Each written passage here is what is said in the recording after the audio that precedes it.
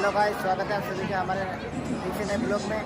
तो हम आए थे सतलोक आश्रम बैतूल में सेवा करने के लिए। तो यहाँ पर आध्यात्मिक प्रदर्शनी लगी हुई है, तो इसमें बने रहे हमारे साथ ब्लॉग में। तो हम आपको देख करके पूरा आध्यात्मिक प्रदर्शनी का दिखाएंगे। तो दोस्तों, हम पहुँच चुके हैं आध्यात्मिक प्रदर्शनी प्रवेश द्वार पर। तो अभी हम जा रहे हैं अंदर, इसके अंदर। तो बने रहे हमारे साथ वीडियो में।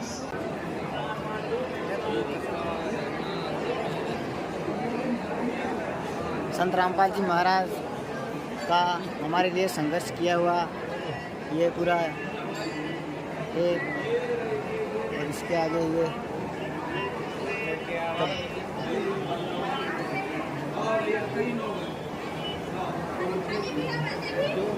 आप देख सकते हैं।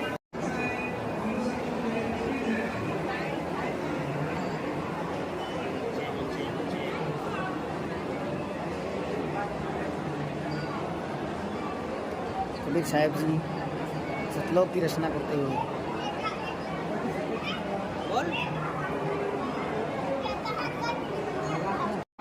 यहाँ पर परमात्मा चारों लोगों की रचना की है, अलग अलग रूप में विराजमान हो चुके हैं।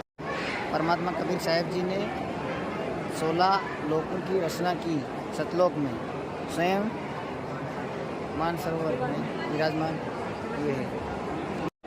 कबीर साहब जी ने 16 पुत्रों की सृष्टि रची।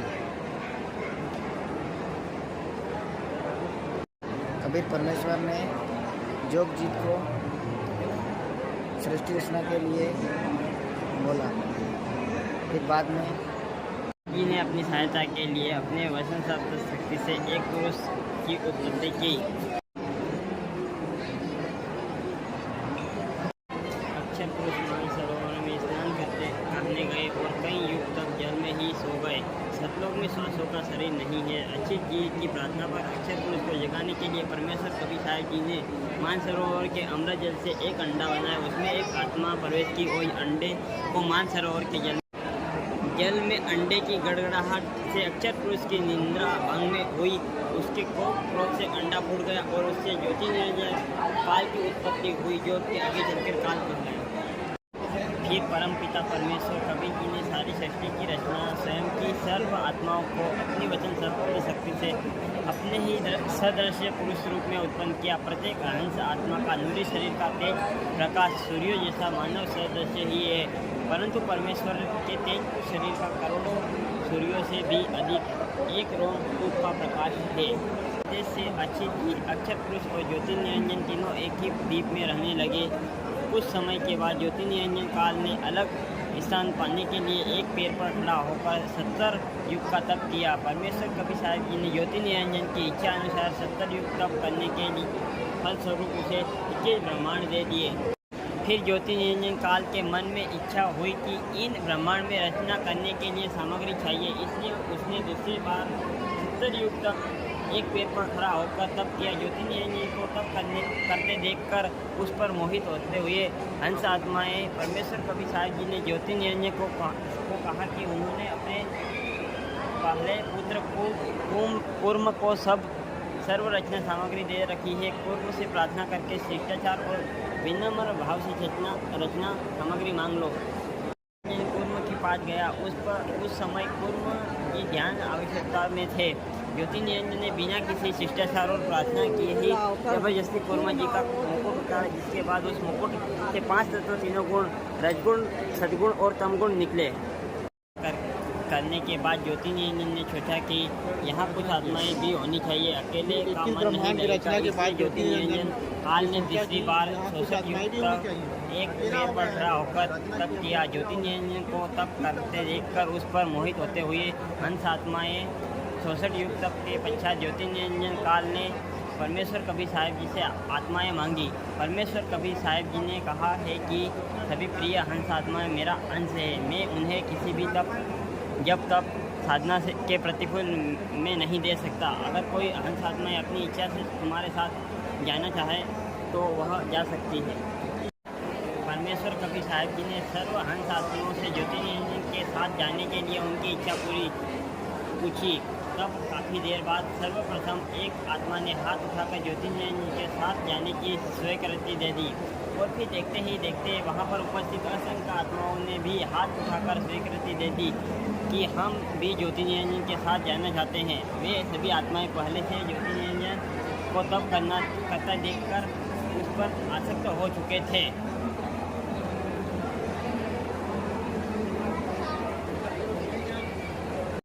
परमपिता परमेश्वर कबीर साहिब जी ने सबसे पहले हाथ उठाने वाली हंस आत्मा को एक स्त्री रूप दिया। आगे जाकर वह आत्मा देवी दुर्गा जी कहलाई। ज्योति निरंजन के साथ जाने की स्वीकृति देने वाली सभी आत्माओं को अपनी वचन शक्ति से उस आत्मा के अंदर सूक्ष्म रूप में डाल दिया और आशीर्वाद दिया है कि आप अपनी वचन शक्ति से आत्मा को उत्पन्न कर सकती है। हे परमपिता परमेश्वर कबीर देव ने अपने वचन शक्ति से सर्व आत्माओं को अपनी वचन शक्ति से अपने ही सदृश्य मनुष्य जैसी स्त्री और पुरुष रूप उत्पन्न किया। प्रत्येक हंस आत्माओं के शरीर का तेज प्रकाश 16 सूर्यों जैसा मानव सदृश्य ही है, परंतु परमेश्वर जी के 3 फुट शरीर का करोड़ों सूर्यों से भी अधिक एक रोमकूप का प्रकाश है। देवी दुर्गा जी का सुंदर युवा शरीर देखकर ज्योति निरंजन काल ने प्रकृति देवी दुर्गा जी के साथ अभद्र गतिविधि करनी चाहिए। अपनी रक्षा के लिए देवी दुर्गा जी ने सूक्ष्म रूप बनाकर ज्योति निरंजन के पेट में चली गई और परमात्मा जी से रक्षा के लिए प्रार्थना की, जिसके बाद योग जीत रूप में परमेश्वर कबीर साहब जी ने ज्योति निरंजन के पेट से देवी दुर्गा जी को बाहर निकाला। परमेश्वर कबीर साहब जी ने अपने पुत्र योगी जी के रूप में ज्योति निरंजन की इस अभद्र हरकत से कारण ज्योति निरंजन और देवी दुर्गा को 21 ब्रह्मांड शरीर सतलोक से निष्कासित कर दिया। 21 ब्रह्मांड काल ज्योति निरंजन और देवी दुर्गा जी की गलती के कारण सतलोक से 16 पंचलोक आकर रुक गए।